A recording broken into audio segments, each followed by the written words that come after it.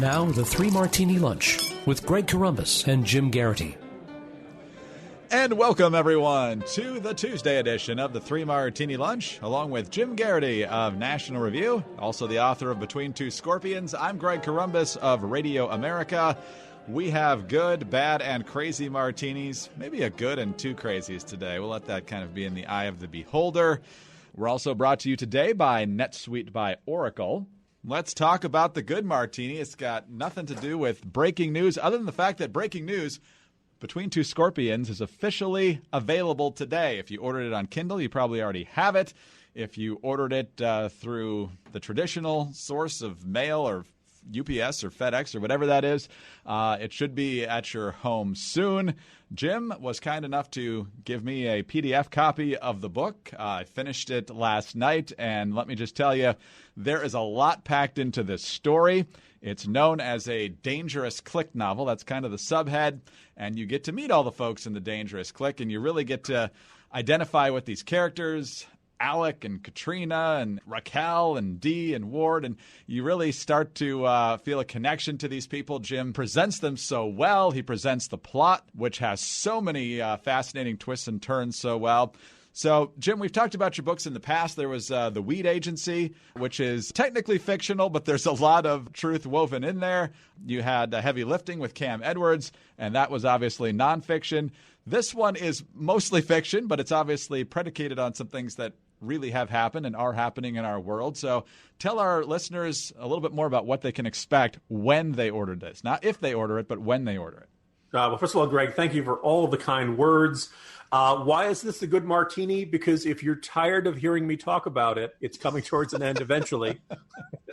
So I've had these ideas for these characters in my head for a very long time. These are the kinds of novels that I particularly enjoy in my downtime. I'll read the nonfiction political stuff and I can enjoy them, but sometimes I just want to see terrorists get their heads blown off. 24 in novel form. I was always reading the Tom Clancy books. I would say growing up, but maybe I was, in my teen years around then. The interesting thing is, I probably would never sit down and read a book about submarine warfare. But when you do The Hunt for Red October, you create a story around it. All of a sudden, I'm engrossed. And in the process, you end up absorbing a lot and understanding a lot. Probably one of my favorite recent examples of this is one of the Brad Thor novels. I'm fairly convinced at some point somebody made a bet with him and said, could you make a thriller about the Federal Reserve? And Brad Thor, I don't know if he lost the bet or whatever, but he ended up doing it. And it was actually really good. I ended up learning more about the Federal Reserve Board and how it works and its history. And, the plot was somebody had kidnapped a bunch of them.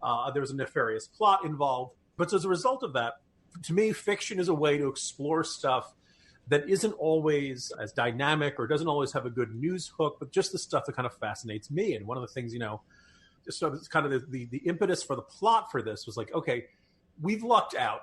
Al-Qaeda doesn't understand America. They thought knocking down the Twin Towers was going to destroy the American economy. It was very bad, had a very bad impact on it, but did not destroy us. Apparently, Khalid Sheikh Mohammed told his interrogators, how are we supposed to know Bush was going to invade Afghanistan?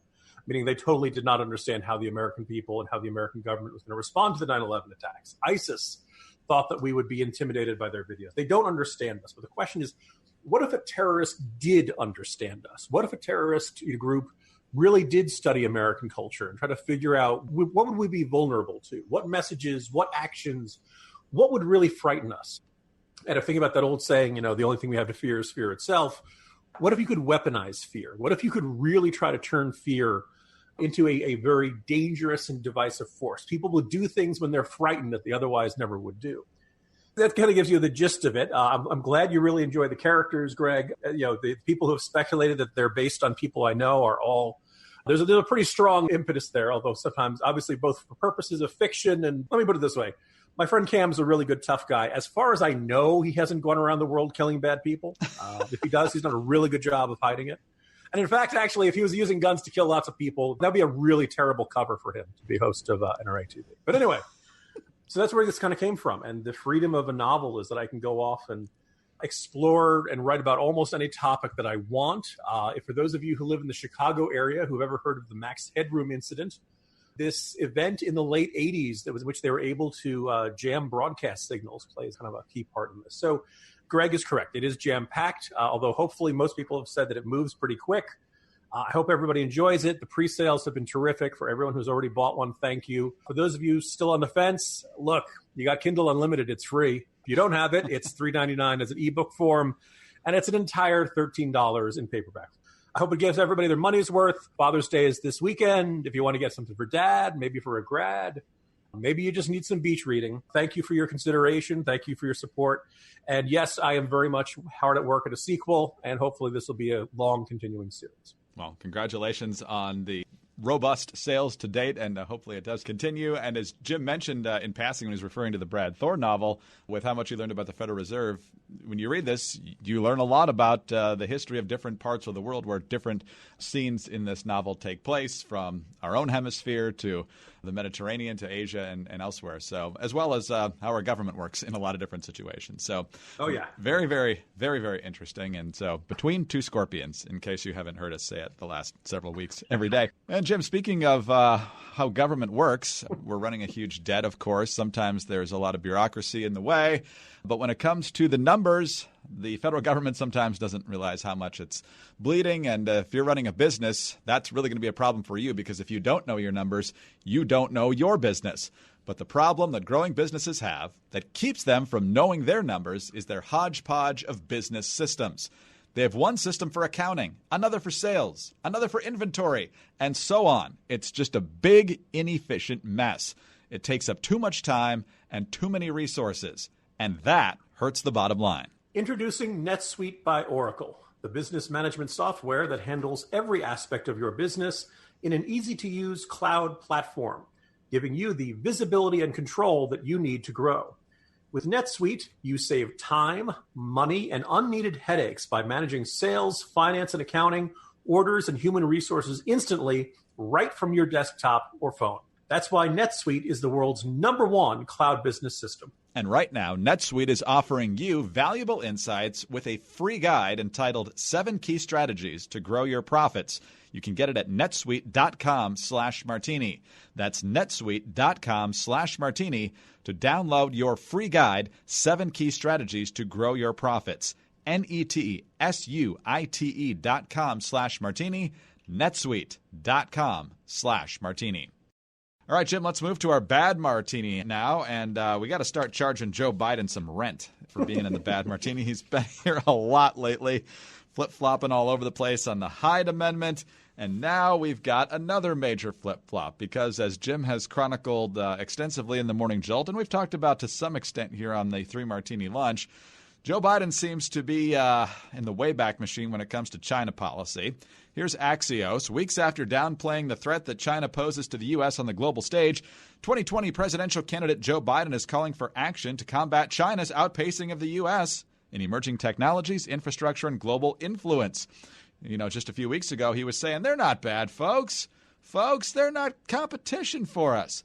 But now he's saying this, quote, while Trump is tweeting, China is making massive investments in technologies of the future. While Trump is name-calling, China is building roads, bridges, and high-speed rail. While Trump is pursuing a damaging and erratic trade war without any real strategy, China is positioning itself to lead the world in renewable energy. While Trump is attacking our friends, China is pressing its advantage all over the world. But the reason I'm optimistic, and the point I've been making for years, is if we do what we need to do here at home, if we stand up for American interests, if we invest in our people, live our values, and work with our partners, we can outcompete anyone. So Joe Biden is basically about 20 to 30 years, maybe even 40 years behind the 8 ball on China's economic challenge to the United States, Jim. But rather than just say, hey, I'm kind of stuck in the past, he's just decided he suddenly realized what Trump's economic plan was when it came to trade and China. So that's why he suddenly realizes that China is a significant threat. This is also the same guy who's going to Iowa today and plans to literally call Trump an existential threat to the nation. He might even say literally, because that's what he likes to do a lot. So, Jim, this is the guy who's supposed to be the moderate, the stable force who doesn't just shift with the winds and doesn't go to incendiary rhetoric. But now he's flip-flopped on 2 major issues, and he's planning to call the current president an existential threat. A preview of today's remarks. Folks, I'm not being facetious here. I am talking about literal existentialism. Literally. So this is one of the things that makes politics so maddening, is that there's going to be this attempt to memory hole the past two times Joe Biden has talked about China, in which he basically talked about all of the concerns that he's going to lay out today. He acted as if they were wide-eyed, crazy paranoia. And now he's going to flip on that. And now he's going to say, oh, no. We're going to pretend that he never said any of those other things. We're going to pretend that this was always his position.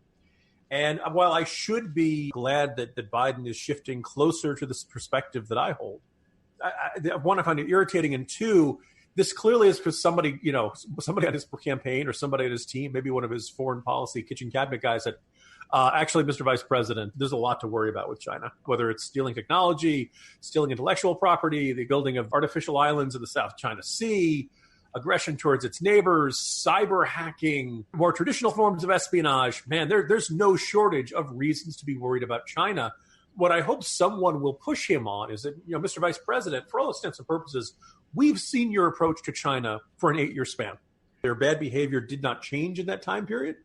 Their economic leverage over us did not change on us. He is one of those guys who's been arguing that the more we trade with China, the more we engage with China, the better things will get, the more they will open up and they will experience freedom of thought and they'll permit more freedom of speech and they'll be less authoritarian and things will get better. And it hasn't. It did not increase our leverage over them. It increased their leverage over us. And now we're all worried about Chinese spyware on our cell phones. When Biden was, vice president, personnel records of everybody who works for the federal government got stolen from OPM. Now, was there a swift and brutal and intense response to this? Were there serious consequences? No. And by the way, there's no examples of Biden being the outlier in the Obama administration and wanting a tougher line on China. And my suspicion is that a lot of Democrats insist, I'll be better at foreign policy because I'm not Trump. Now, he undoubtedly can be combative, dismissive, inappropriate. All of these Democrats basically believe just by my own shining, charismatic personality, I will enhance U.S. power in the world. And I don't buy that. I think you need a better answer than that.